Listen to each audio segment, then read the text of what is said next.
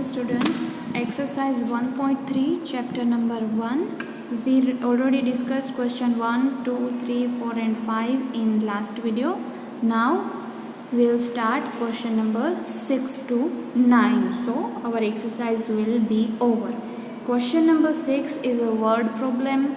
A certain freezing process requires that room temperature be lowered from 40 degrees centigrade at the rate of 5 degrees centigrade every hour. What is the meaning? A room temperature at beginning is 40 degrees centigrade. કોઈ process છે કે જેની શરૂઆતમાં room temperature 40 degree છે and what is return the rate of 5 degrees centigrade every hour.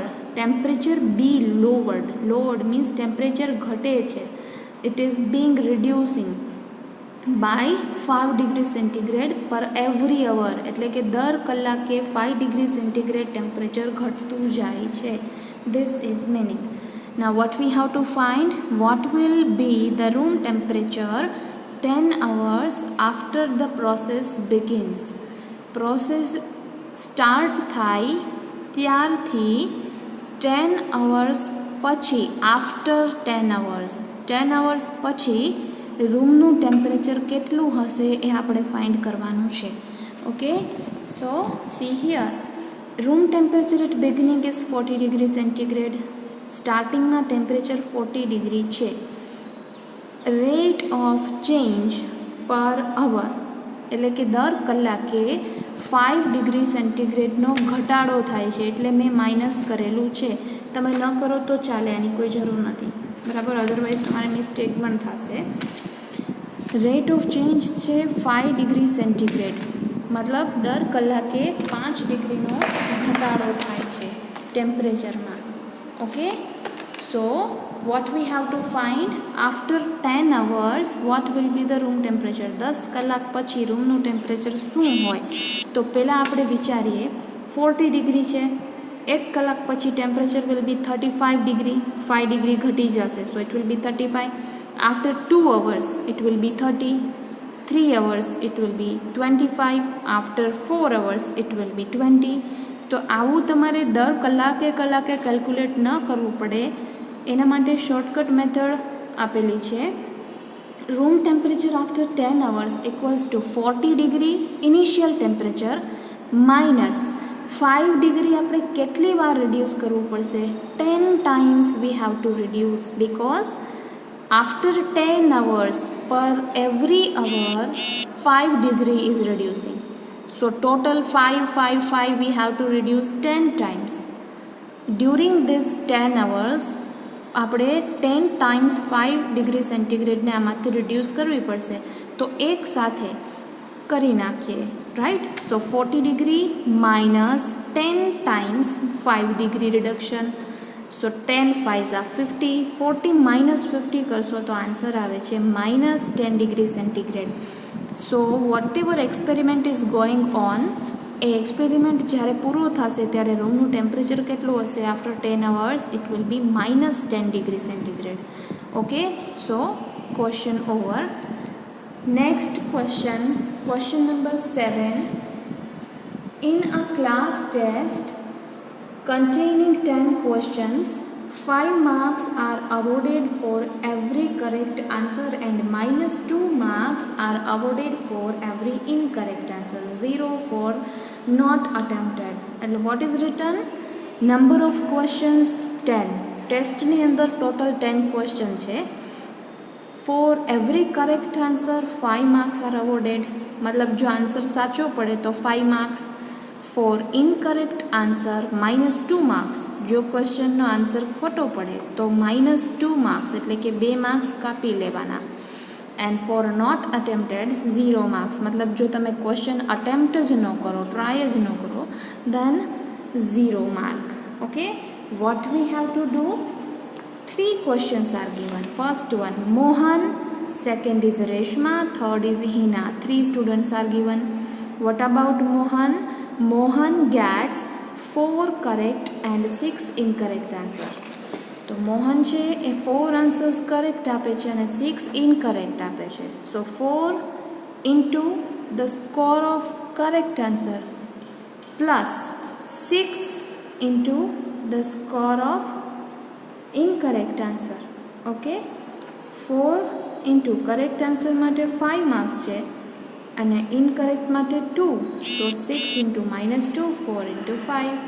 Simplify this. 4 5s are 20, minus y minus will come here, plus minus will become minus. 6 2s are 12. 20 minus 12 is equals to 8 marks.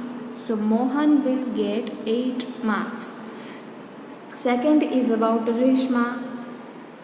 Reshma is giving 5 correct answer and 5 incorrect answer. Reshma છે એ 5 answer સાચા આપે છે અને 5 ખોટા. So 5 into correct, so correct આન્સર્સના માટે કેટલા marks છે? 5 marks. Okay, plus 5 into -2. Okay, આ 5 શું છે? Number of correct answer. અને આ 5 શું છે? Marks for correct answer. 5 ક્વેશ્ચનના આન્સર સાચા આપે છે અને એની સાથે 5 શું કામ મલ્ટીપ્લાય થાય છે? કારણ કે કરેક્ટ આન્સર માટે 5 માર્ક્સ દેવાના છે, that's why. Okay, here this 5 is what? 5 incorrect answer. 5 answer એ ખોટા આપે છે અને એની સાથે શું મલ્ટીપ્લાય થશે? તો કે marks for incorrect answer. Incorrect આન્સરના માર્ક્સ કેટલા છે? -2. Okay, don't get confuse with this 5 5 and 5. એક છે એ નંબર ઓફ ક્વેશ્ચન છે અને એક છે એ માર્ક છે. Number of correct answer into mark, number of incorrect answer into mark. So when you will simplify you will gate 15 marks. So Reshma will get 15 marks. Next is Hina. Hina છે એ 2 answers correct આપે છે અને 5 answers incorrect આપે છે. Okay, 2 correct answer, 5 incorrect answers. So 2 as it is, and correct answers માટેના marks 5 છે. So put here 5. Incorrect marks are -2. So put here -2. Simplify it, you will get 0. So Hina will get 0 mark after the exam. Okay, now question number 8.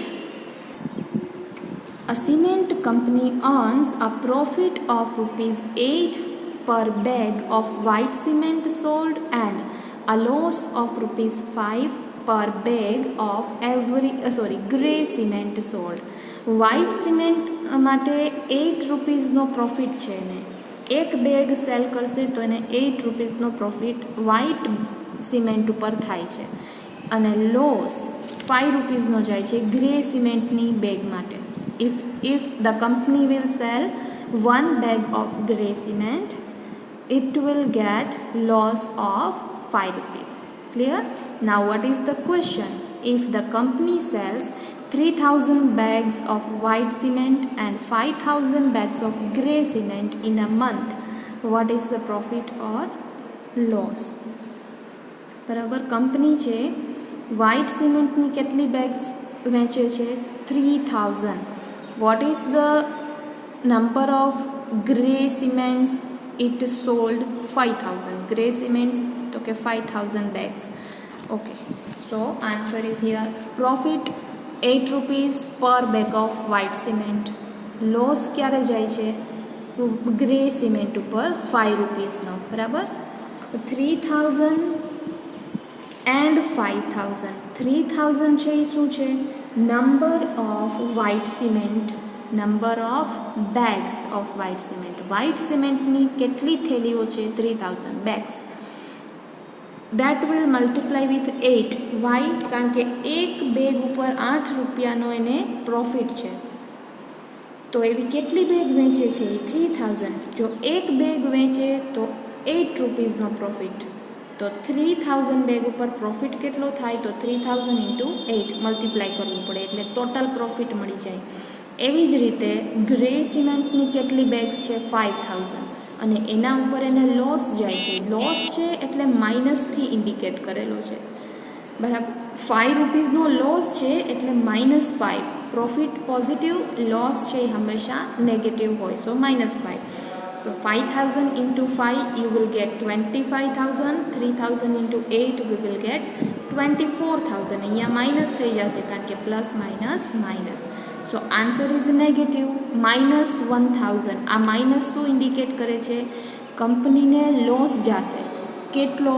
1,000 રૂપીઝનો. So there will be loss of 1,000 rupees. Okay. There is one more question of this question number 8 માં હજી એક question છે. What is the number of white cement bags it must sell to have neither profit nor loss if the number of grey bags sold is 6,400 bags? મતલબ grey સિમેન્ટની કેટલી bag વેચે છે? 6,400. તો એની સામે જો આમાં પ્રોબ્લેમ શું છે કે વ્હાઇટ સિમેન્ટ વેચવાથી પ્રોફિટ થાય છે, ગ્રે સિમેન્ટ વેચવાથી લોસ જાય છે. તો ગ્રે સિમેન્ટની જો 6,400 બેગ્સ વેચવામાં આવે તો ઓબ્વિયસલી એને લોસ જશે. કેટલો લોસ જશે? તો કે આને ગુણ્યા -5 કરો, મલ્ટીપ્લાય ધીસ વિથ -5 એટલે ટોટલ લોસ ખ્યાલ આવી જાય. ઓકે. તો એટલો લોસ એની સામે બેલેન્સ કરી શકે એવી કેટલી વ્હાઇટ સિમેન્ટ બેગ વેચવી જોઈએ? ધારો કે અહીંયા એને 10,000નો લોસ જાય છે તો સામે 10,000નો પ્રોફિટ કરાવી દેવાય જેથી કરીને લોસ અને પ્રોફિટ બંને બેલેન્સ થઈ જાય. તો નો પ્રોફિટ નો લોસ એવી સિચ્યુએશન ક્રિએટ કરવી પડે. તો જેટલો લોસ જાય છે એટલો જ પ્રોફિટ થઈ જાય તો કંપનીને કોઈ બેનિફિટ પણ નહીં થાય અને કોઈ લોસ પણ નહીં જાય. So let V find the solution for that. Okay. We don't know that how many bags we have to sell. આપણને ખ્યાલ નથી કે વ્હાઇટ સિમેન્ટની કેટલી બેગ આપણે વેચીએ તો પ્રોફિટ અને લોસ બંને ઇક્વલ થાય. તો આપણે અઝ્યુમ કરીએ let the number of white cement bag is equal to X. What we are doing? Assume the number of bags.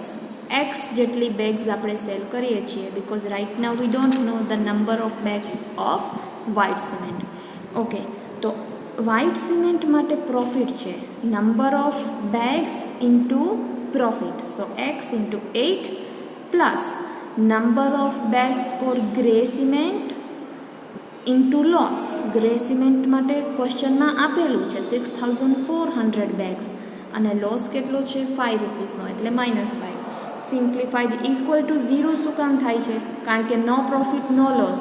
તો આ બંનેનું એડિશન 0 થઈ જાય. ઓકે.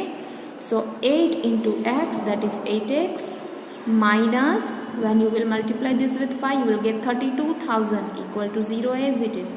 Now x ને આપણે ફાઇન્ડ કરવું છે. So 32,000 will go to the right hand side of equal to એટલે માઇનસમાંથી પોઝિટિવ બની જશે અને 8 છે એ ડિનોમિનેટરમાં જશે. That is the general rule you already studied in previous standard. x ને આપણે સબ્જેક્ટ બનાવવો હોય તો આ બાજુ નેગેટિવ છે ઓલી બાજુ પોઝિટિવ થઈ જાય. અહીંયા જે મલ્ટિપ્લિકેશનમાં છે આ બાજુ ડિવિઝનમાં થાય. બરાબર. So 32,000 divided by 8 you will get 4,000. આનું સિમ્પ્લિફાય કરો આન્સર આવશે 4,000. So what is this? X. તો એક્સની વેલ્યુ મળી ગઈ. એક્સ શું છે? તો કે number of white cement bag. તો company must sell 4,000 bags of white cement to have neither profit nor loss. Profit અને લોસ બંને ઇક્વલ થઈ જાય એના માટે કંપનીએ 4,000 બેગ્સ વ્હાઇટ સિમેન્ટની વેચવી જ પડે તો જ એનો પ્રોફિટ અને લોસ ઇક્વલ થાય. Getting? So that was question number 8. Now we will go for question number 9. Replace the blank with an integer to make it a true statement. 4 blanks are given. -3 into what is equal to 27. તો પહેલાં તો એ વિચારો કે answer positive છે કે negative? Positive. તો અહીંયા -3 છે તો અહીંયા જે બી મલ્ટીપ્લાય કરશો એ માઇનસ હોય તો જ આન્સર પોઝિટિવ થાય બિકોઝ માઇનસ માઇનસ પ્લસ એટલે જે પણ અહીંયા આવશે એ માઇનસમાં જ આવશે. હવે 3 સાથે શું મલ્ટીપ્લાય કરીએ તો 27 આવે. 9 3 ઓકે. So answer is -9. કેવી રીતે ખ્યાલ આવે તો કે 27ને 3થી ડિવાઈડ કરો. Divide 27 by 3 so you will get 9. Same is B, but here answer is negative. અહીંયા નેગેટિવ આન્સર જોઈએ છે. 5 કેવું છે? પોઝિટિવ. તો અહીંયા નેગેટિવ હોવું જ જોઈએ, તો જ આન્સર નેગેટિવમાં આવશે.